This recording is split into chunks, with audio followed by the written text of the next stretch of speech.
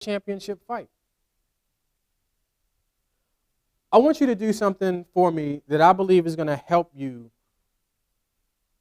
go way beyond what you can think right now.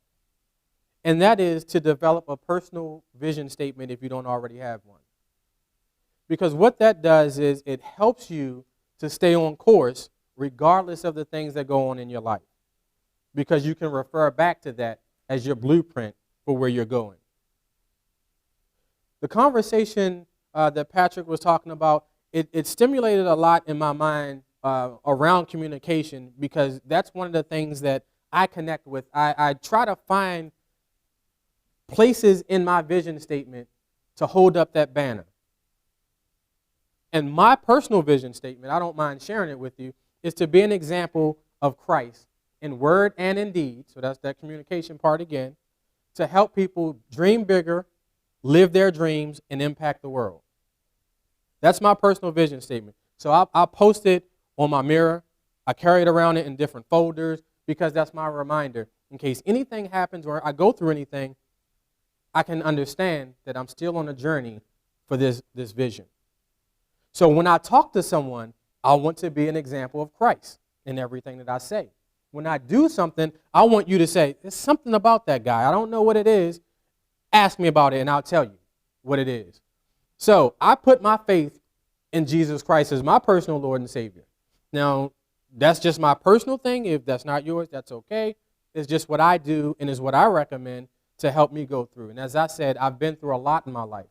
If we listed our faults and the things that our failures, I'm sure mine would surpass most of yours and be comparable to the others. But I'm still rooted and grounded. Despite all of those things in my life that others would have considered failure, I would consider it a part of my process. How many of you are familiar with Thomas Edison? Good. Everybody at least knows the name. Thomas Edison is one of my favorite historical figures because of that very message of process. He spent years working on the light bulb. Once he figured out what it was and how to make it work, a reporter asked him, how did it feel to fail so many times? And his answer was this: I never failed once. It was simply a 2,000-step process. So no matter where you are in your process, don't give up. Keep going. It's not the end, it's just the beginning. Because it might be a 2,000-step process for you, a 5,000-step process for someone else, but stick with it until it's done. So that vision statement of yours, if you're not there yet, keep working on it, because it's going to happen. And so you think about the different failures. Michael Jordan liked to talk about all of the missed shots he had in his career. We like to talk about the ones he's made.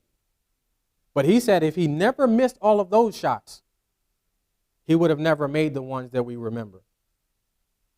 And he got cut from his high school basketball team. Exactly. He figured out, I'm not good enough. Let me go work on my game. And he proved the coach wrong. He proved everybody else wrong and became one of the greatest basketball players ever. Think about Bill Gates. How many know Bill Gates? How many would like to have Bill Gates' bank account? All right. Bill Gates dropped out of college. No, before he had money. Because he had a vision and he struggled with some things, but he didn't end there. He didn't give up. He ended up buying the first software for $50. And now no one can count his money. He didn't stop at his failures. Walt Disney. How many of you heard of Walt Disney? Same thing. Someone talked to Walt Disney and they said, you don't have any ideas. You don't have any talent. All this stuff that you're talking about, you can forget it.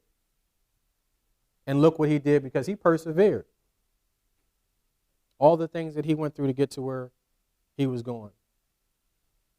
So no matter where you are, what you're going through, no matter what you need to work on, do it and get to that place where you want to be. Never give up. I don't care if your GPA is low. I don't care if you get kicked out. I don't care if your family disowns you.